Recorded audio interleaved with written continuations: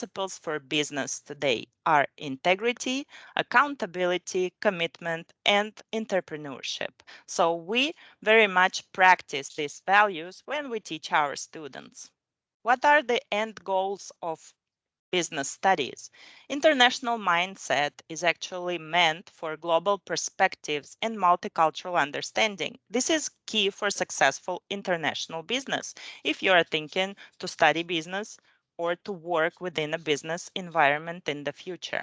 Pragmatic approach, what would you think that would be? Well, we practice pragmatic approach during our studies. We practice a lot of case studies, business simulations, which actually allows you to live the way that companies work today in today's world. We have faculty of working business professionals. We practice field trips and company visits for privileged insights into true business. Okay, we organize conferences with business leaders worldwide. And of course, we invite business speakers, guest speakers to our campuses, which, as Egle has mentioned before, are located in three different countries, three European countries. It's Spain, Switzerland, and Germany. So to talk a little bit more about each of our campuses, here we have the first one, which is Barcelona campus. Okay, Barcelona campus, I'm sorry, this is skipping. Okay, Barcelona campus. Here you can see the picture of our two state-of-the-art buildings in Barcelona. You can see a very sunny weather. Barcelona is actually known for being a top 5 city for startups in Europe. This is important. This is great environment to study business. It's number 4 city for innovation in Europe.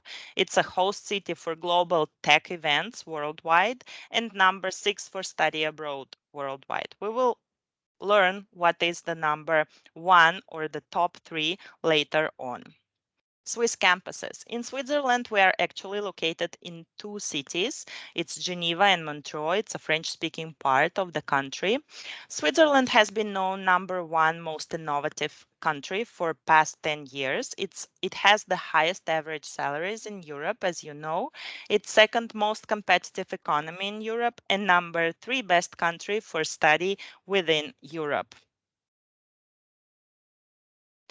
Then we have Germany. As I have mentioned, in Germany, we're located in Munich. Here as well, you can see our Munich campus in front of you. It's number 1 study abroad destination actually in Europe. It's number 3 city for quality of life worldwide, and it's the strongest employment growth in Germany.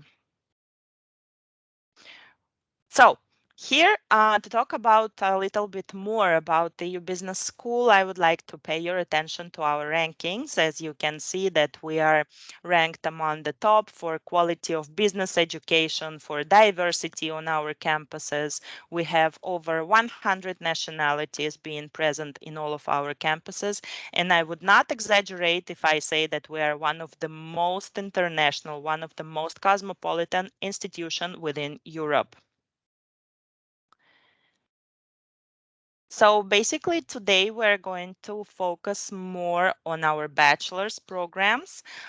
So just to name a few of our validating and accrediting partners, thanks to which we can combine the best aspects of Swiss education with UK qualifications. It's, well, first of all, it's our UK partners, which are University of Derby and London Metropolitan University. As well, we offer degrees from Dublin Business School, and one of our accrediting partners and the partner that allows us to issue university degrees, which is important, is a Spanish university, Universidad Católica de Murcia. So here you can see different sets, different combinations of the bachelor's programs that we offer to our students. You can see that we offer very solicited, very popular, very demanded on the job market majors, being starting from general business administration, business finance. We also have digital business design and innovation, sports management as well. We also have introduced logistics and supply chain management as one of our majors. And of course, you can see here business law, HR management, cloud computing, information system. All of those majors are being introduced because we have seen demand for that on the job market. So here I would like to mention that we are always very flexible and trying to adapt to the job market so that our graduates actually succeed and are successful after the graduation. During the study period, our students have the opportunity to switch between the campuses. So, for example, this is an amazing opportunity if you can start, let's say, in Barcelona, continue in Munich, and finish your studies in one of the Swiss campuses. That would truly allow you to enjoy and experience international study experience.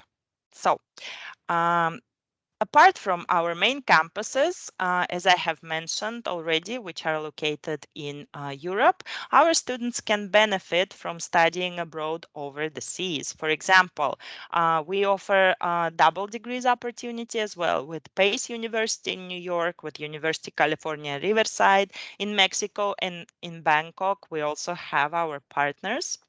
So the students can actually travel around the world even more and benefit from these opportunities.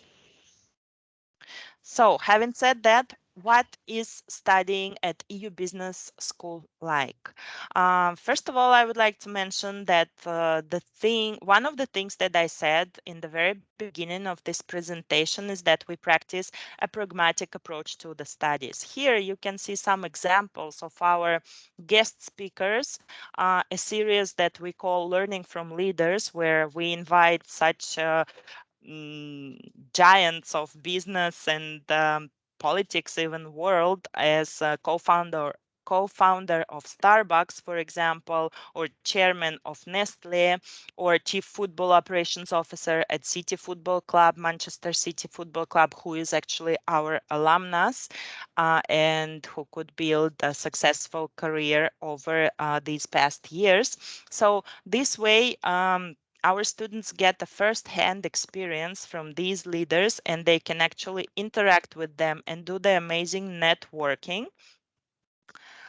Then we can see here some other examples of such successful people, such as CEO of Jason Wu, a vice chairman of Hoffmann La Roche. We see here chairman of Siemens. So yes, this is an amazing opportunity for our students to interact with actual leaders of the world and to get the first-hand experience. This is what we call the pragmatic approach. Also, here you can see some other activities that our students can benefit from, which are as well pragmatic approach like. So for example, EU Business School is an official Amazon Web Services Academy member institution. So we can offer these courses to our students, and we offer them to get this certification in cloud computing from Amazon, for example. We have different clubs such as young entrepreneurs, student clubs, such as business, finance club in all of our campuses, which allows students to get as well very close in contact with existing companies. It can be startups, it can be multinational companies, etc., etc. What else do our students do? Of course, we practice sports activities, we practice field trips, charity events, and we have our own student board. Now, I would like to mention a couple of words about our career services and the further opportunities. Here you can see some of the statistics. We have a 96% of placement success rate, and we have on average 55 companies visited by our students annually within the study process. And of course, we have our own, let's say, a job teaser hub where we have posted last year almost 300 job opportunities for our students, and our career services as a department practices from one-to-one coaching sessions with our students to internship connections, review and practice of CV, interview presentations. We have annual career fair as well as talent days, different workshops and company visits, and of course, as you have seen, the speakers from the industry.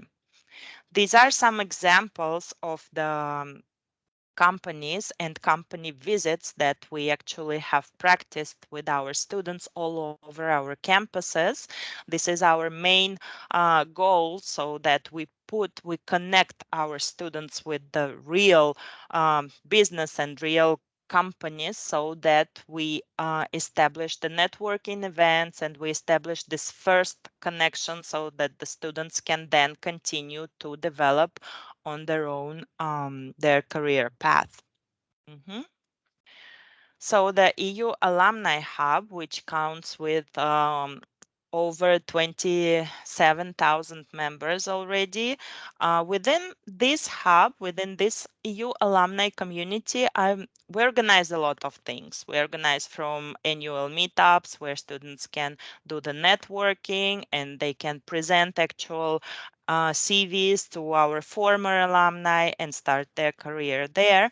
But also, I would like to mention that we have this mentoring program. So, for example, a student that is currently studying sports management and doesn't know where to begin to launch the career, where to start, which company to look at, how do I make myself noticeable, right? So, here is where our mentoring program comes in, and we actually connect our former students with current ones so that they can help them to build this career path from zero. And this actually helps to many students to find internships, find their first job, etc., etc. This is a great opportunity, I think, for current students.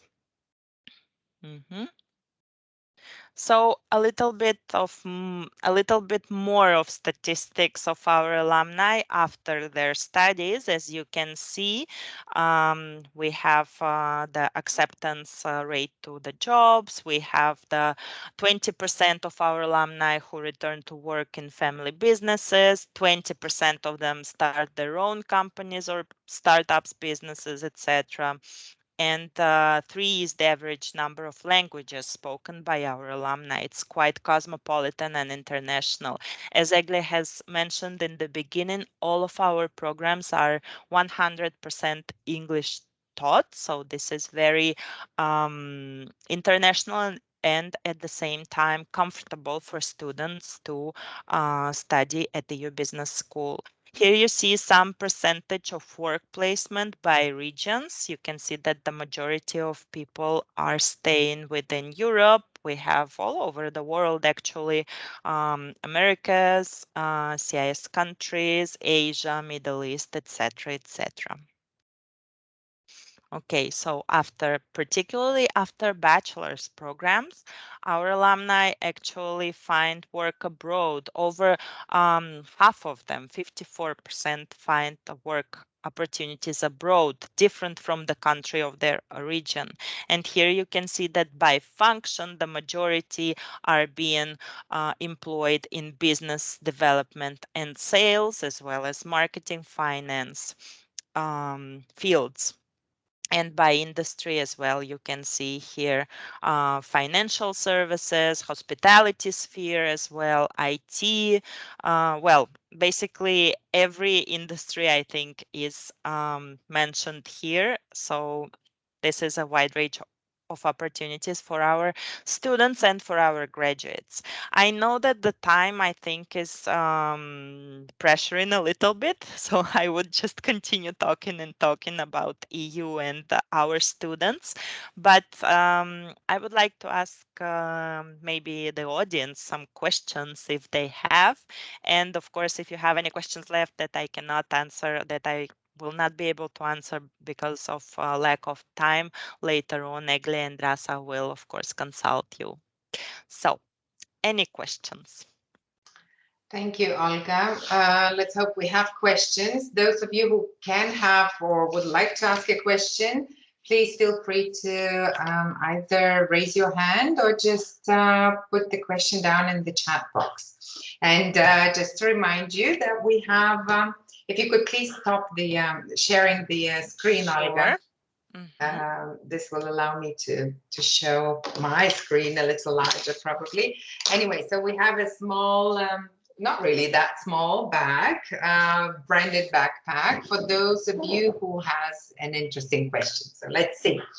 But before they warm up with questions, Olga, if you were to choose now between one of the three campuses, you know, if you were 18 years old again and you had to choose, so where do you think you would go? Yes, Egle, this is an amazing question, and this is, I think, one of the most frequently asked questions that I receive over the past 10 years that I have been a member of EU Business School. This is, I think, if you ask me, I would choose Spain. I would choose Barcelona. But I would like to mention that this is a very personal thing. And I would like to encourage each and every student. This is what I'm trying to do all the time, to think, just to listen to yourself. Because depending on the major that you choose, for example, I would definitely say that studying banking and finance probably would be best in our Geneva campus, right? Because this is one of the world capitals for banking and finance in general. If you are to study international relations, the same, because this is where you will get the connections with the UN there. We have quite many of our students doing an internship there. But if, for example, you're interested in sports management or in design, digital business design, transformation, and innovation, then for sure it will be Barcelona because of the facts that I have just mentioned before in the presentation. Or Munich, for example, for sports management as well is a great idea. So yes, I think this would be a good question to ask each student, so Yes. that they themselves ask them. But yes, if you ask me, I would choose over and over again Barcelona. This is where I stayed for 15 past years. Okay. Yeah. And another question. So do you think the students, when they choose Barcelona or Munich or Geneva, they learn the language of the country, or there's no chance for them to learn it, just There English? is, yes, there is actually a chance for them to learn it. And again, it depends on the future plans that the students have. If we are talking about a bachelor's program, then 3 years is more than enough to learn the local language. And our students actually do that. We have our own language center, which provides students with some basic classes. But of course, if you think about, let's say, further career in this particular country, then learning the language is a must. Yeah, definitely. I think that's one of the advantages of living in and working in Europe, right? That we have an opportunity to learn so many languages. Okay, we have Exactly. two great questions. One is, can a student study two different programs at the same time? The students actually can study different programs, but not at the same time, because just to summarize a little bit, for example, a student finishes a 3-year program in business administration, and then he or she can take 1 year extra, which would be 2 more semesters to study another specialization. So it will be adding up, so 4 years in total. But yes, this is possible to get a two majors, two specializations. Mhm. So would that be one major, one minor, or two majors? What do you think? It will be as if it was two majors, Two actually. majors. That Yes. must be intensive then. Hmm. Another question, where do you think is the best to study marketing as the field of, study? Marketing, I think in general, I would recommend either Barcelona or Munich. Yes. Yes. Okay, Hmm. great. Another question. I'm so happy for our students who have questions. It does take a little bit of time usually, but they are great. What personality traits do you need to have to study business? Okay, this is a very great, very good question. I really appreciate this asking. I would say that we are looking at the motivation, of course, as every school would do, but we also see some of the communication skills. We pay attention to leadership, analytical skills, of course. I think this is very important. And but I still think that motivation is the basics, of this, because in the end, the soft skills, we can help students to develop them as long as there is a will to learn, you know. So yes, I Okay, would say this. wonderful. Mhm. Thank you, Olga. Those were great questions and great answers. So, which question do you think is the best or deserves that little branded backpack? Well, let me just add that all thank you for those thank you to those brave students who actually asked those questions. Amazing. And I guess that the last question was Yes. the Okay, so the branded backpack goes to Ice de Brigitte. Wonderful. Thank you very much, Olga. congratulations. Yes. Olga, if you want, you're very welcome to stay because maybe you'll find out as well why people choose to study business in the US. I'm sure you know very well, but still. Jeffrey, welcome. Um, we can't hear you. You can unmute It's yourself. okay now, I think. Yes, Uh, yes, wonderful. Okay, so we have Jeffrey. I'm very happy to meet you. Thank you. At Hi. least see meet you. So Jeffrey represents a big international company called Inter, and I hope you will be able to introduce business-related studies in the US. Some people think that the business studies as such were born in the US, and maybe that's why one of the reasons why people should study in the US. But the floor is yours, and I hope we'll have all the answers. Well, thank you so much, Aiga. Thank you, Rasa, and everyone else at Ames for welcoming me today. Thank you to the students. So my name is Jeffrey, and I think I'm probably a good person to present on this because I have I'm from New York City, so I'm an American born and bred, but I did study in high school and in college for a semester each uh, for 2 years in Vienna, in Austria. So I have some experience in high school and in college studying in Europe. I did my master's in the UK. So I've got quite a varied international experience.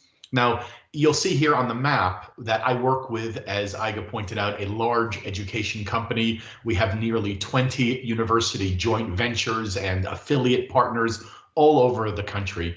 So if you can look here, I'll bring this map up a little bit later, but you might recognize some of these university names. Many of them are large, comprehensive state universities, tier one research universities like George Mason, the University of South Florida, University of Alabama at Birmingham. There are many. I don't want to name all of them, but it is interesting. We have two of the universities here. St. Louis University, you see there in the middle of the map, in Missouri. And then up in the Northeast, we have Suffolk University in Boston. These schools both have European campuses. In fact, St. Louis University was the first university in the United States to even have a European campus at all. Now it's a bit more common, but both of these schools, Suffolk and St. Louis, have campuses in the wonderful city of Madrid in Spain. And it just so happens that they are across the street from one another as well. So I mean, if you are interested or cannot decide, do I stay in Europe? Do I go to the US? You could, of course, start in Europe, right, at either Suffolk or St. Louis, Madrid, and then transfer to the US campuses after 1 or 2 or 3 years, right? Or conversely, the great thing about the US is the flexibility, right? We'll talk about this a lot because that really is, I would say, the most unique feature in a US higher education. It's kind of like if you think of a buffet style restaurant, right? You get to pick and choose more or less what suits your taste. So you could, as an undergraduate student, as I like to say, have your cake and eat it too by doing a study abroad like I did in Europe, right? So you can spend a year in pretty much any place in Europe that you want, or you could even do 2 half-year 2 semesters, right? You could do even, maybe you want to go to Australia or Asia, you could do something like that as well. So you can really have a truly international experience if you study at one of these or many other US universities. But if we're looking at the differences with business, I guess, I mean, there are a lot of things that are obvious to talk about, right, in terms of the admissions and the fee structure. Of course, campus life is going to be very different, the style of teaching, course structure, length of degree, the entrance exams and exit exams and when those exams occur, just the culture and location, right? Being in Europe is very different from being in the US. So these are all things we're going to touch on. But let's just look basically at the higher education system, right? As you're aware, and I'm comparing here UK versus US. So for you, you're probably sitting there in with 1 or 2 more years of high school to finish, right? So for the UK, you would need to do a 13th year, right? And then a 3-year bachelor's degree. In the United States, we require only 12 years of education. So if you are doing a GCSE or IB, right, or some other AP, for example, if you're at an American school, right, that gives you advanced credit. So that means basically when you begin your US education, your career, you will start a little bit, you get a head start, maybe 1 semester or 2 semesters even. So you'll come in as, maybe even a 2nd year standing student, right? So that's one difference maybe, okay? Let me just move on because I've got a lot to go over here. Let's see, oh yeah, flexibility, obviously. This is the greatest thing with the US, regardless of what your subject is. You can study anything and you can change what you study. You can start your degree in business and maybe after, I don't know, a year, you realize that accounting really isn't what you're interested in, that you've taken a marketing class and you want to switch gears. No problem, you can do that. Or a lot of people, and this is something, it's kind of evident, but if you look at the Fortune 500 companies, right? Who runs most of the world's largest businesses? I mean, I'm just, even offhand, I'm thinking Amazon or Microsoft, right? They are run not by business majors usually. Most of your Fortune 500 companies, most of your major companies, period, are run by people with technology backgrounds, by engineers or students who studied in the sciences. And then later, they added that business component to their education. So they might have, maybe at the time when they were in college or graduate school, they did a 2nd degree, a minor, right? Or maybe they just went back to school as an adult and got an MBA or a higher degree at that time.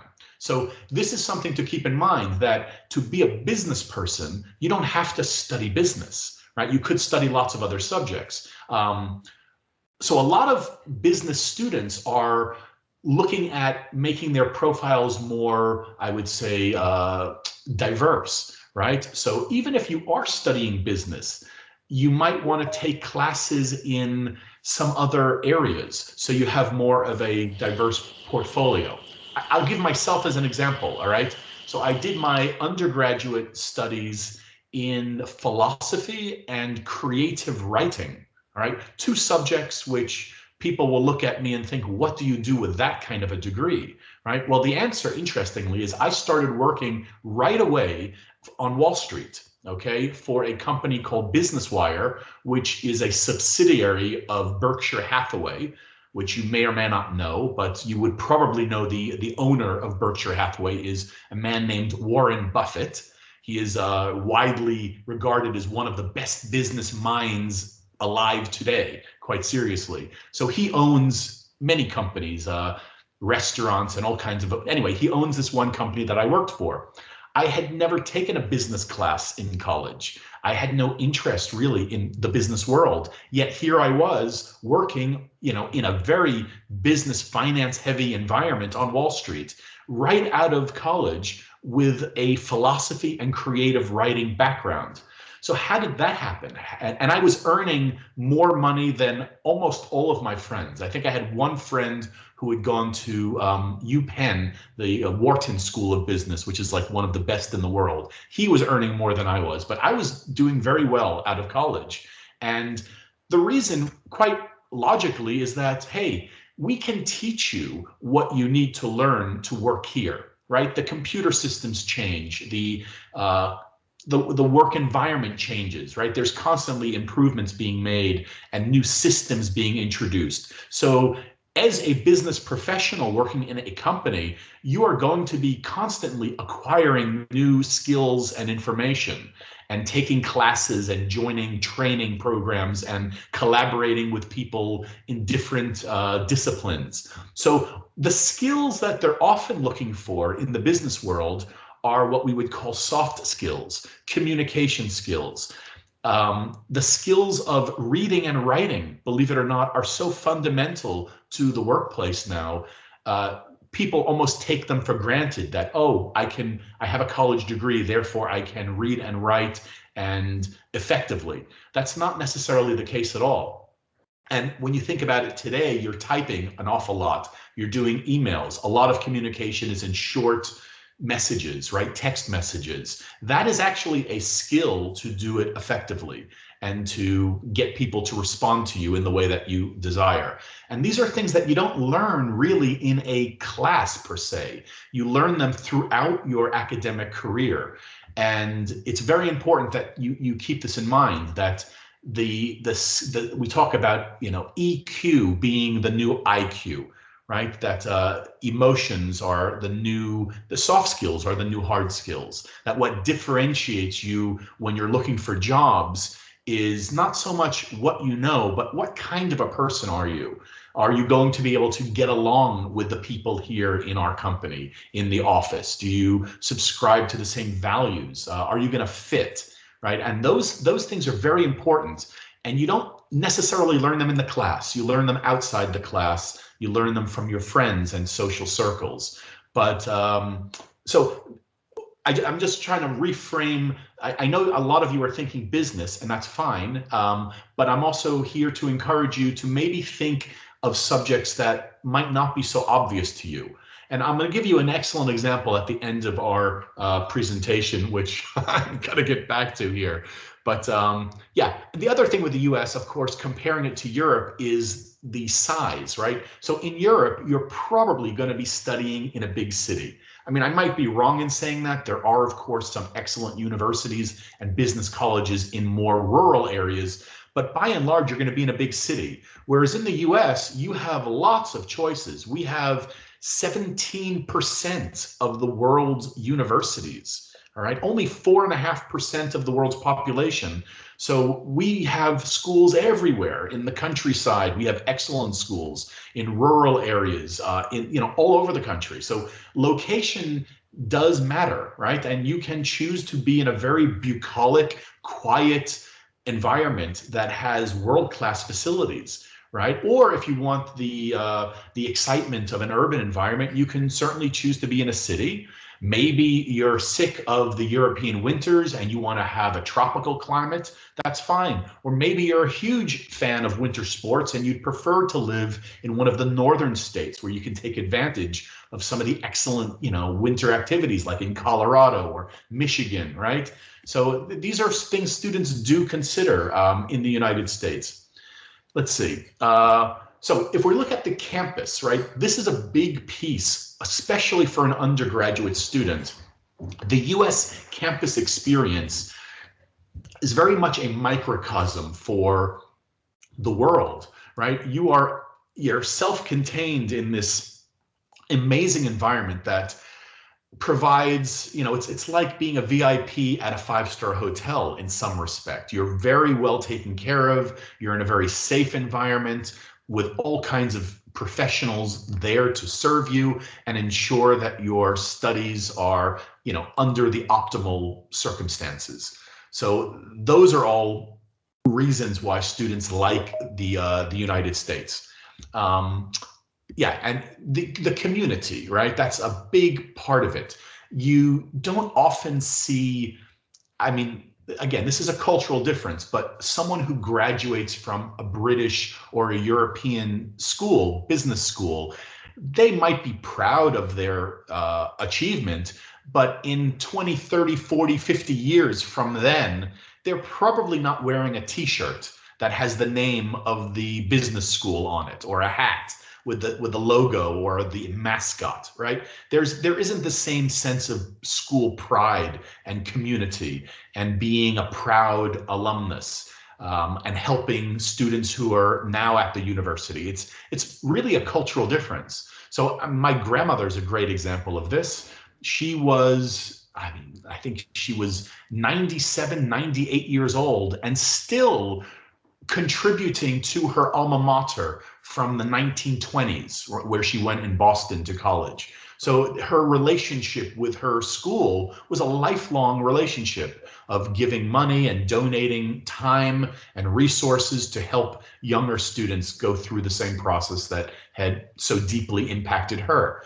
You don't often see that with European graduates, right? Once they're out, I mean, yes, there are alumni relations and whatnot, but there's definitely not the same feeling of, this is my school for life, right? So that's something that's very unique, I think, to the United States culture. All right, let's look here. There's some nice pictures of university campus environment, the resources, convenience, obviously. Residential life. I mean, right now you are living, like I said, it's a 5-star hotel. Everything is, you don't even need cash. University campuses are by and large cashless. Even doing the laundry, you just use your ID card and there's an app for everything. They tell you when the shuttle bus is coming. They will tell you when your laundry is finished and needs to be moved. It's very easy to be a student today. The facilities, I mean, sometimes students ask me the difference really with a US education, whether it's in business or engineering. Why go to the US at all? And this picture demonstrates it. This next picture demonstrates it. It's money. I hate to be that crass and that blunt, but when it comes, I mean, you don't have stadiums like this at universities in the UK or in Europe. You just, a $55, $65 million stadium that holds 45,000 students that has free tickets. Right? That just doesn't happen. You don't have concerts, well, maybe you do, but everything's bigger, right? The scale, the investment, the amount of money is unthinkable. And this is just on the entertainment and student services side, right? Once we start getting into the academics, the money is even more, kind of shocking, the amount of research, investment, and funding there is. Our campuses often receive presidential visitors. In fact, George Mason only 2-3 weeks ago was visited by our Vice President Kamala Harris to speak with students about getting out and voting, right? So this is quite common. But when we talk about research, wow, this is really where things, I think, between a lot of European schools and the US begin to differ. When you're talking about tier 1 or tier 2 research institutions, these are often classified by the Carnegie Foundation for the Advancement of Learning and Teaching. They will look at about 4,200 institutions in the United States, which is maybe about half of them, right? It's the most comprehensive, but it's still hardly a complete set of schools.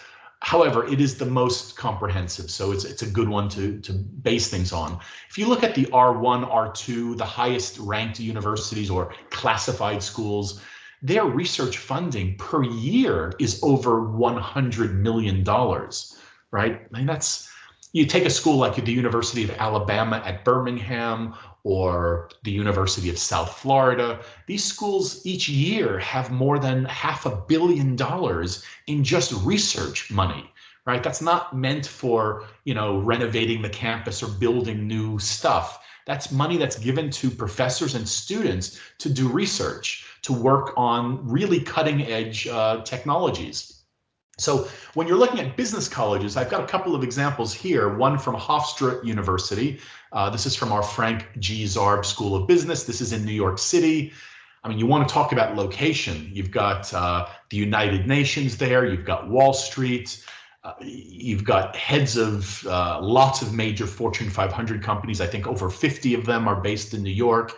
So you're going to have, really strong programs like with IBM Global University, which is that's a unique kind of a program where students will go to the IBM campus and spend a week or 2 weeks each semester immersed in their technologies. Or we have a similar thing with Facebook at University of Alabama at Birmingham, and also at Hofstra, where students go out to Silicon Valley, to East Palo Alto for 2 weeks and spend time on the Facebook campus, learning about cybersecurity, hands-on learning. Yeah, we have the incubator. This is another key thing. When you're looking at business schools, and this is one of the reasons why today it's kind of less important that you study a business degree. It's because so many strong universities will have what's called a maker's space or business incubator.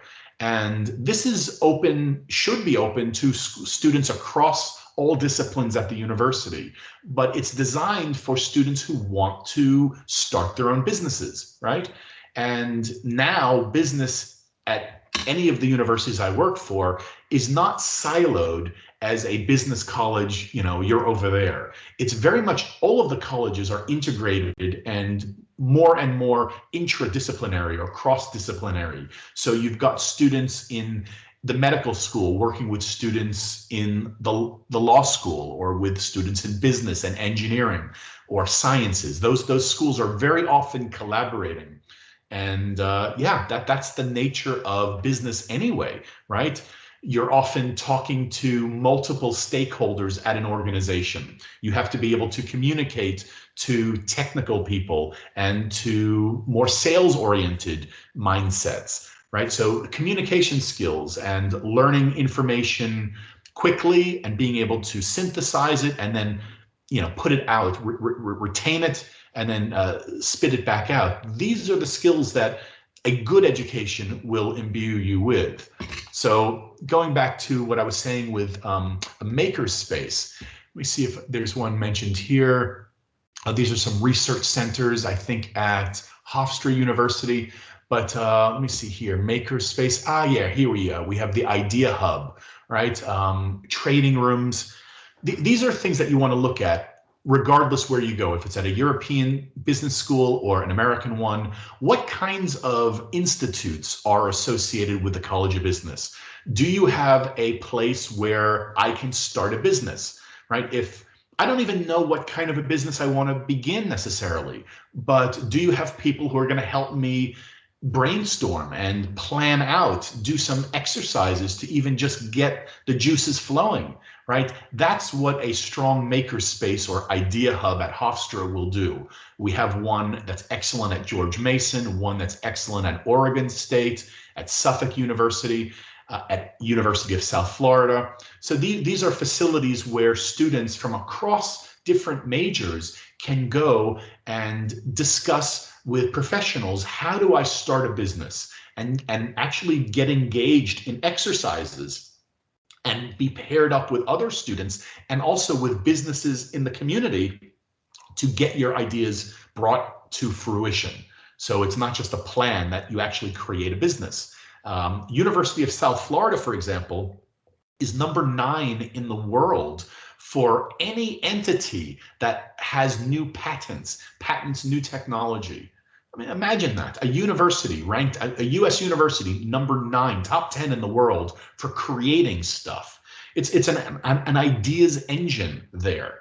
Constantly, you've got students from business collaborating with students from engineering to make a prototype, or working with health professionals on a lot of biotechnology and robotics, right? Human interface for different products. Very exciting.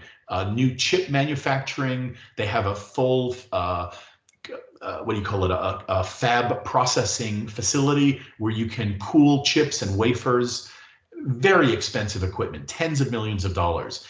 That's the stuff that you should be looking at. What kinds of centers, institutes, and equipment? Like at Hofstra, you could see in this picture here, we have the Martin Greenberg Trading Room. It has 64 Bloomberg terminals. If you're a business student, you absolutely must have a Bloomberg terminal. I mean, it would be like going to class without a computer. I mean, I worked with this when I was at Business Wire. I remember Reuters and Bloomberg coming in, and we had the Dow Jones computers. They would give us training every few months, the new systems, new functions. I know this stuff. I used to know it. I don't know anymore, but 20 some odd years ago, I was very well versed in this equipment. There are not many universities that have stuff like this. So if you have this equipment and you've already learned with it, it gives you an automatic advantage once you enter the business world, right? Okay, so these are other things. Another thing here, you'll look at your, this is from Illinois State University, which has an amazing accounting program and esports, if you're interested in gaming, for example.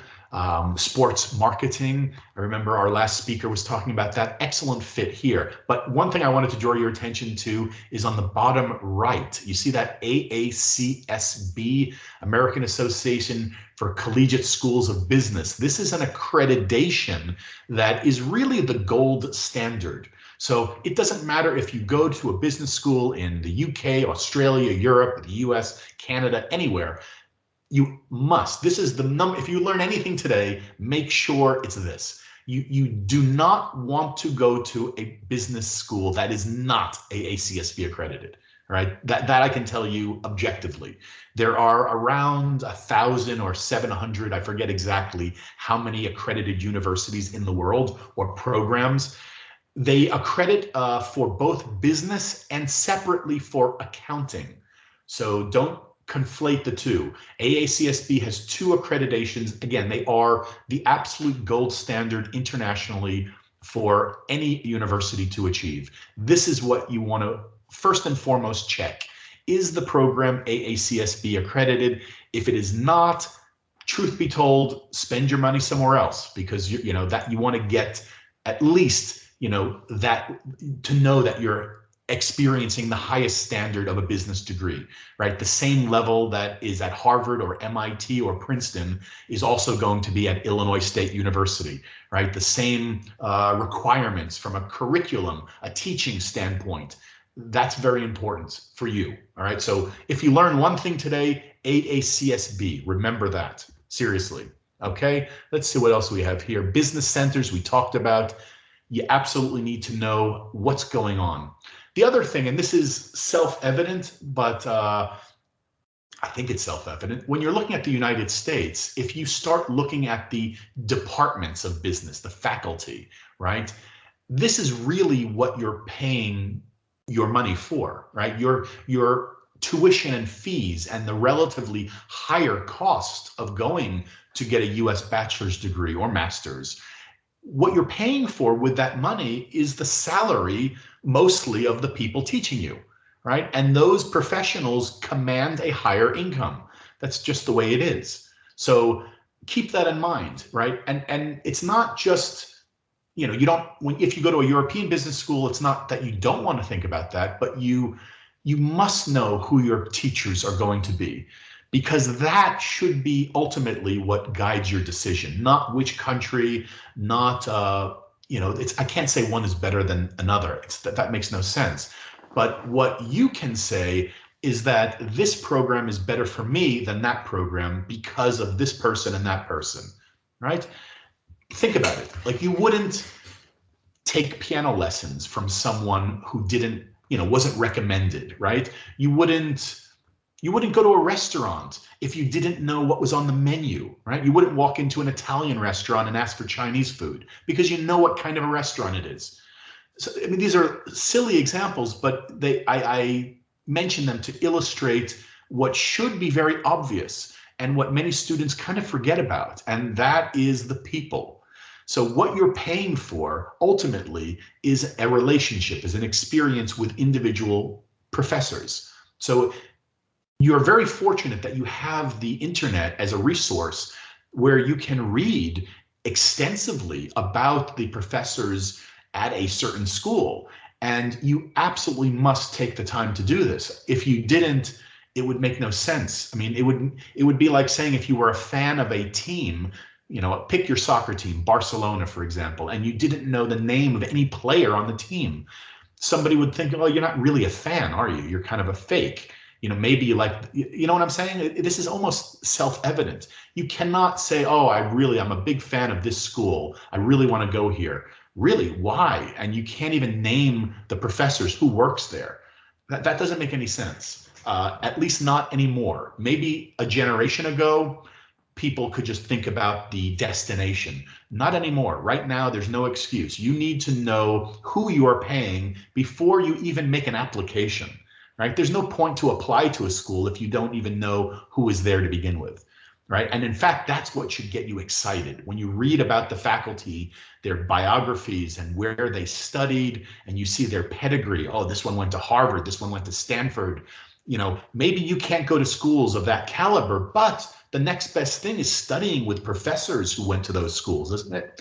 Right? Maybe you can't be an Olympic athlete, but your coach can be an Olympic medalist. So it's kind of like the same thing. You want to be as close to that level as possible.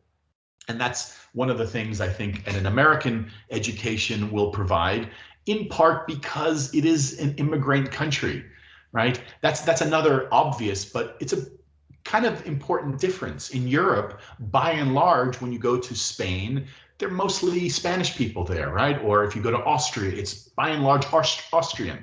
It's not to say there's not multicultural, you know, aspects to Europe. It's becoming more, I think, homogenous, but you still have very distinct, unique cultures, right? When you cross borders. The United States, I mean, who is to say what is an American, right?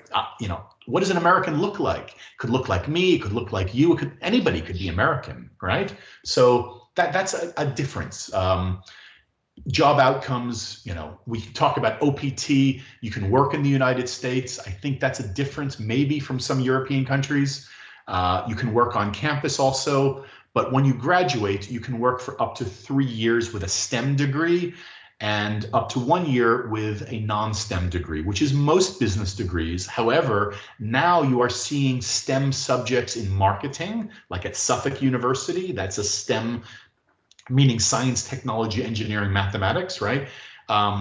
Business analytics is often a STEM designated subject. So if you're doing areas or specializations like that, you could actually stay and work for 3 years in the United States.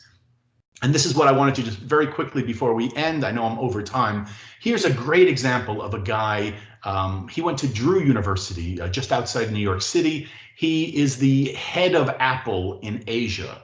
And he majored in both economics and music. So he had a business degree, and then he supplemented it with a second double major in music. Nothing to do with business, but you can see what he says here, right? Music taught me how to be good in business, and business taught me how to be good in music. I think that sentence is a great way to sum up what a US education can offer you. It offers a multifaceted, more diverse, rich experience, or the option of that, if that's something you're going for. All right. So again, you know, focus on if you're interested in any of these universities, please speak with Ames, with Rasa, with Aiga. I appreciate all of the time today and your interest. I know I'm over time, but thank you so much again, and welcome to the United States. Thank you, Jeffrey, so much. It was such an interesting presentation, truly. And I would like to encourage our attendees to ask questions if they have any, because we have a great little surprise, which is the branded bottle for cold and hot water. Oh.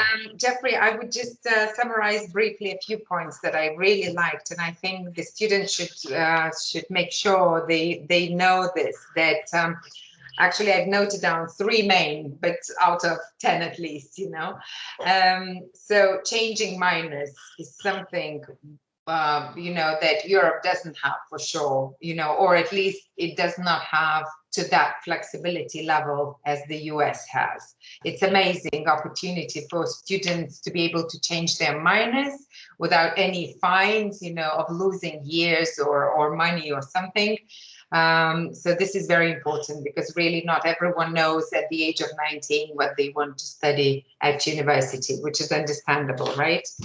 Another thing, I think it's important to note also the possibility of transferring from, Europe to the US or then Australia and anywhere else. It's an amazing opportunity as well. I actually absolutely agree. And your example was amazing. And also, sorry to cut you off. 1/3 of students finish their degrees in the US at different universities than where they started. So the idea of transferring is quite common, in fact. Okay, wonderful, wonderful. It's I think we just forget sometimes this opportunity in Europe.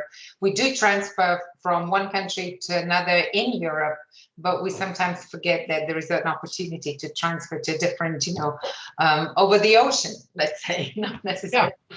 Even former President Obama, I think he started at Occidental and then he ended up at Harvard. So it's very common. Yeah. Some people transfer up, and unfortunately, some also transfer to, if they don't do well, they have to transfer to less competitive or less rigorous schools as well. Yeah. True.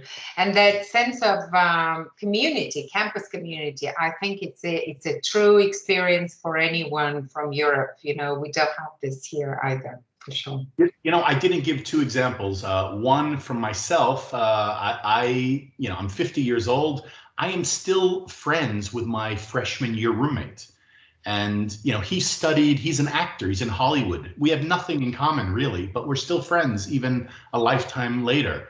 And my uncle, who went to Columbia Business School, very good university, he's now 83 years old, and he is next April flying to Tokyo to see his college roommate, who was a Japanese exchange student, from, 60 plus years ago.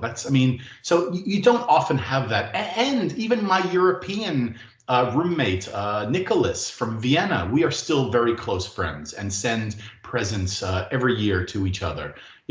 So that is something that's different, to have roommates, you have nothing else in common, but you're still, remaining in contact your whole lives. That's I think, a uniquely American university experience. Okay, so we have a question, Jeffrey, a rather complicated one, but just due to time constraints, we have to make it short. How to get a scholarship in the US and what kind of exams average is needed? There's no easy answer to this. Most of the time, they are automatically given. So they are merit-based. And if you are coming from Lithuania, for example, which is a less represented country, we don't have, tens of millions of Lithuanians like some other nationalities. There are some scholarships for culture. So there could be, from like at Oregon State University, they do have what's called international provost scholarships. They have internationally themed scholarships, in fact, at many universities. So they are, again, you don't need to usually apply, but it will vary. Usually you will be given, you make your application, and when you get your offer, you will automatically be given a scholarship. If you are not, and some scholarships might require a separate application and an interview, the bigger ones. But to get a scholarship, you're looking at grades, first and foremost. And there are also what we call progression scholarships. So if you do well in your first year, you can then continue to get a certain amount each subsequent year automatically. So yeah, it's your test scores are somewhat important. If you've taken an SAT or ACT and done well, that might also automatically give you a scholarship.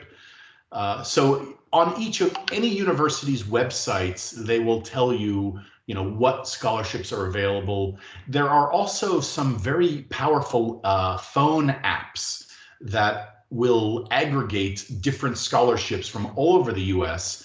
and you can, they're small maybe, but you can apply for small, $100, $200 types of scholarships, and they add up. I know of students who have done things like that, and with little, many little scholarships have been able to fund or even get more money than they need to fund their studies. Thank you, Jeffrey. I'm sure we'll run another webinar probably on scholarships and anytime you like. More ideas to students. Another question, just briefly, what is, in your opinion, the best reason to study in the US? Okay, give us just one reason, if possible. The one word is, and I hate using this, but it really comes down to money. Right? US universities have so much money invested by private companies mostly. The universities, if you think about it, they're used as almost, I hate to be crass about this, but from a company's point of view, it's like intellectual slave labor, right? If you're IBM, you can pay $100,000 to an engineer, or you could get a student to do it for free. And the student gets to experience what it's like working at IBM, and IBM gets all of the brain juice and energy from the student, and then offers the student a job probably, after they graduate. That's kind of what's going on here. So when a university like Agilent Technologies just comes to mind, they gave USF $25 million of new equipment to try, right? So when they're trying that equipment, they're collecting data that then they use to improve it before they commercialize it. So the companies use universities as R&D engines for their own businesses, right? So, and you're just not going to find that anywhere in the world, really. You just won't. Like hundreds of millions of dollars a year in money from companies to help them do stuff better. So it's opportunity, access, money, those are the things that I would say would gear someone towards a US education, but also the experience. I think maybe more so than other countries, an American college experience is, I don't know, it's a bigger thing, perhaps. It's not necessarily 4 years, it could be 5 years. On average, believe it or not, it takes people, I think, 5.5 or 6 years to get a bachelor's degree. So we don't think about it as a 4-year degree. We think about it as a degree, period. However long it takes you to get it, you get it. So I don't know, those are, choice is another obvious reason. Yeah. And one last question that we have, do you need an IB, International Baccalaureate diploma, to get into a high-ranked university? Probably? No, you don't. No. Although to get into a high-ranked university, actually, you don't need it.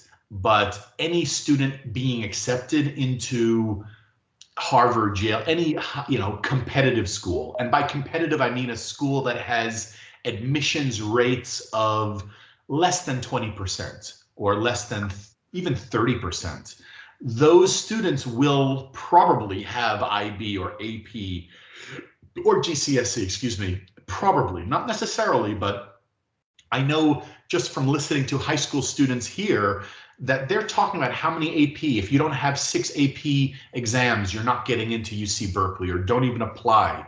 So it's not official. The websites will never tell you that you need to have these exams, but the reality is that students are very competitive, and on paper, yes, they will have probably some of these exams. They'll have extracurricular activities. They'll have very high ACT or SAT admissions testing scores, even though the university might say we don't need them. Students still have those. So it's kind of a yes/no answer. Okay, Jeffrey. So which question do you think deserves the lovely prize? Which one do you remember? The one I remember the most was before, from Ista's question, I really liked about what personality traits do you need to study business. But of the ones asked to me here, the best reason to study in the US and what would be a disadvantage of studying in the US? I'd like that question because I think you need to be balanced and critical. And one disadvantage of studying in the United States, well, honestly, it's probably distance from home. Yeah, right? it's far. I mean, but that aside, I don't think there really are any disadvantages. That would be it. Like proximity to get home. Yeah, it's going to take you a little bit longer to travel home if there's an emergency, if you want to visit. It's a bit of a process, you know, often transferring airports and the cost of it. And now with the enhanced security and health protocol. So I would say that would be the disadvantage, actually. But there really are not. And maybe you could say the initial costs, right? To study in Europe is much less expensive, obviously. So that could be considered a disadvantage to the US education. The access is not, you know, it's a very expensive thing that you're purchasing, right? It might even be more than your house in the future. So yeah, it could be the most expensive or one of the most expensive things you ever buy. However, that being said, I think it was Benjamin Franklin, the guy on our $100 bill, who said the only thing more expensive than education is ignorance. Ignorance, right, right. I wanted to say that as well. So education is not expensive when you consider ignorance, right? So I agree. Anyway, so the lovely prize goes to Ostea Rudite. Thank you, Ostea. Wonderful. Thank you, Jeffrey, so much. It was very, very interesting. And now over to Lithuanian and to Rasa's brief summary in Lithuanian. Thank you. Rasa, take tavo. I'm sorry. Thank you, Jeffrey. Thank you, Olga. Ir dėkoju visiems už dėmesį ir pasinaudosiu galimybę, pagrobsiu dar vieną minutę jūsų brangaus laiko. Norėčiau, pasakykite, Eglė, ar matosi mano ekranas? Nedara. Kol kas nematom ekrano, tavo matom tik tave, tuoj, sekundėlę. Matom, viskas gerai. Puiku. Ar planuojate verslo studijas, ar bet kurios kitos krypties studijas Europoje, Amerikoje, bet kur kitur pasaulyje? Mūsų komanda yra išties nešališkų ekspertų komanda, turime patirtį su visais pasaulio universitetais, žinome, kur ir ką studijuoti iš tikrųjų yra geriausia ir kokybiškiausia. Ir kviečiu jūs drąsiai naudotis mūsų paslaugomis, nemokamomis pirminėmis konsultacijomis. Taipogi unikalia galimybė pasiruošti savo galimybių studiją, pasirašyti savo motyvacinį laišką, susikurti savo gyvenimo aprašymą universitetui. Taipogi kviečiu būsimus studentus dalyvauti išties unikaliame projekte, produkte, vadinamosiose Uniprep arba University Preparation dirbtuvėse, kurias sudaro 5 užsiėmimai. Rinkitės tai, kas jums patrauklu. Norite tik kažkurios tai programos, rinkitės vieną kažkurią iš jų. Kaip pasiruošti savo galimybių studiją, kaip parašyti motyvacinį laišką, kaip susikurti gyvenimo aprašymą, kaip pateikti paraiškas. Galbūt norite rinktis visas 5. Žodžiu, tas mūsų seminarų ciklas iš tikrųjų labai platus, kaina yra prieinama, visos dirbtuvės yra orientuotos į praktiką, tai nebus taip, kad tik tai vienas pranešėjas papasakoja ir to viskas užsibaigia. Tikrai esame suinteresuoti, kad kiekvienas studentas gautų savo svajonių universitetą, kad tas jūsų išsilavinimas, apie kurį šiandien svajojate po 4 metų, būtų realybė ir diplomas jūsų rankose.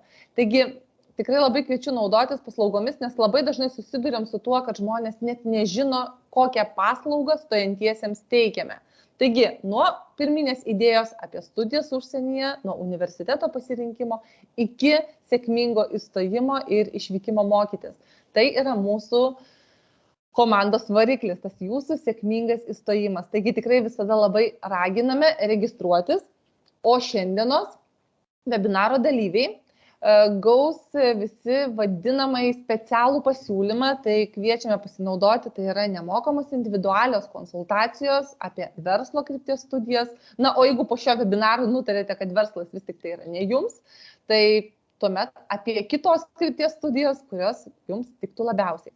Taigi labai dar kartelį dėkoju visiems nuoširdžiai už dalyvavimą ir kviečiu jungtis į kitus mūsų webinarus ir artimiausias jau bus po 2 savaičių, kalbėsime apie informacinių technologijų studijas Europoje. Taigi sekit mūsų naujienas ir aktyviai dalyvaukit. Labai ačiū.